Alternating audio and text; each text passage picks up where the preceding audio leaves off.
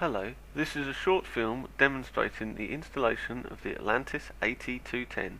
We will take you through all you need to know to get your new water softener up and running.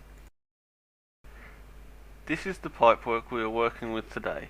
We have our main stopcock, we have a pipe branching off to our kitchen sink and washing machine, and a pipe going off to feed the rest of the property. Please note that for the purpose of this demonstration, all fittings that will be used are copper soldered fittings. Alternatives such as push-fit fittings are also acceptable. First of all, we will turn off the mains water supply at the stopcock, making sure it is fully closed. Your next step will be to drain off water in the pipework by opening the nearest cold tap.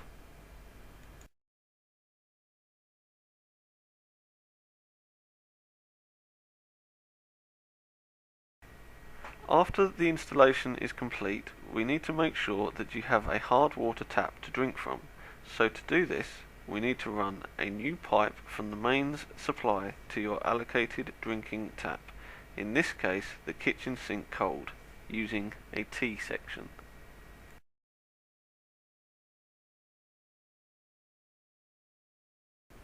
As stated before, our plumber is using soldered fittings and copper pipe. If you also wish to do this, you will need to make sure that you use flux on the pipe and fittings and lead-free solder.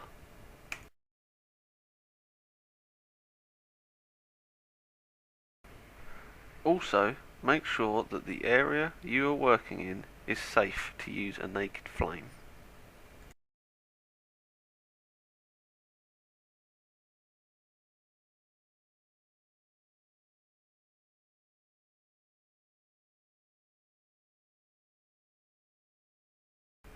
Once the hard water pipe work is complete, we need to install our bypass set. This comprises of the inlet-outlet washing machine valves and the isolation valve supplied with the softener. This bypass set must be installed after the T for the hard water drinking supply. To do this, we first need to cut into the main supply pipe to fit a T section. This branch will become the inlet to the softener. Above the T, we need to install the isolation valve, also known as the bypass valve. Above the bypass valve, you need to have another T section that connects to the cold pipe supplying the rest of the property, with a branch that will become the outlet from the softener.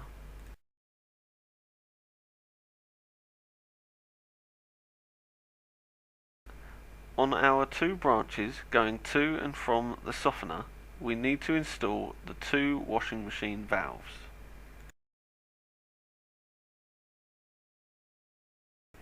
Now that the pipework is complete, we can now connect the softener. Please ensure that the screen washer is in place on the outlet hose, and standard washers are used for the other three connections.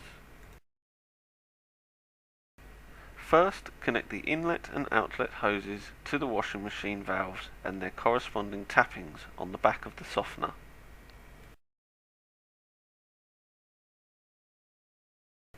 And ensure these connections are tight. The next stage is to connect the drain hose. The connection to the softener is done using the 1/2 inch to 3/8 adapter supplied. This needs to be screwed onto the brass connection at the back of the softener. After this is complete, simply push the 3/8 hose into the connection. You should feel it firmly push into place. The other end of the 3/8 hose needs to be connected to a drainage system. In this instance, we are using a standpipe. This connection is achieved using the drain saddle clamp supplied. To connect this, we need to drill a hole into the standpipe. Then we take the saddle clamp and align it with our drilled hole and tighten screws until the clamp is tight.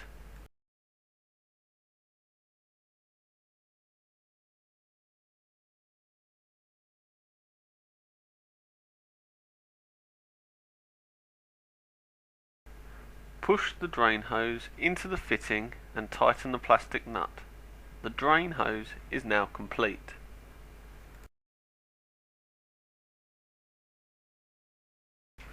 The final connection is the overflow. This is the white rubbery pipe supplied.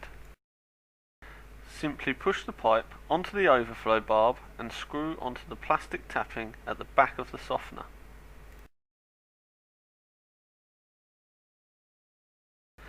This should then be run downhill to outside and simply left open-ended. It is now safe to turn the water supply on to the softener by opening the stopcock